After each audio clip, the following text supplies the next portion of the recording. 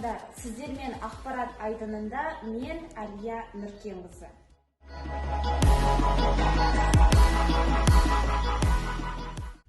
4-ші тоқсанда оқушылар қалай оқитын болады?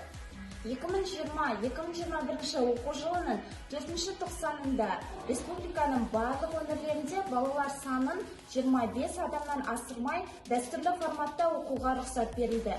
Бұл туралы Қазақстан Республикасының бас мемлекеттік санитариялық дәрігерінің жаңа қаулысында айтылған болатын.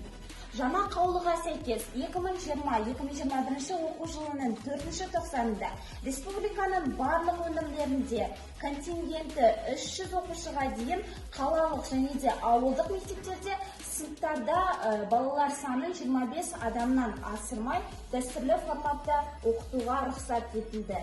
Білім беру ұйымы әкімшілігінің шешімі бойынша сабақтан тыс уақытта 15 адамнан аспайтын топтарда оқушыларды жеке оқытуға рұқсат етілді.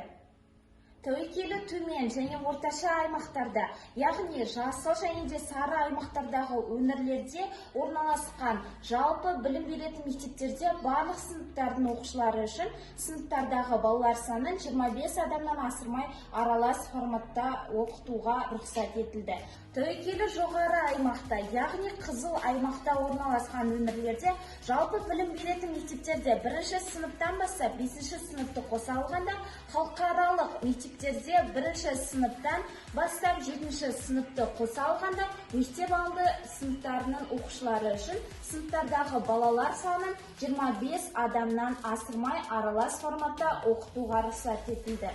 Оқу бітіретін сыныптар, яғни 9-шы, 10-шы, 11-ші сыныптарды қоса алғанда 3-ші аптаның 6 күні ішінде пәндердің 70%-ын шарттық режимде 30%-ын қашықтықтан аралас форматта оқытуға рұқсат етілмек.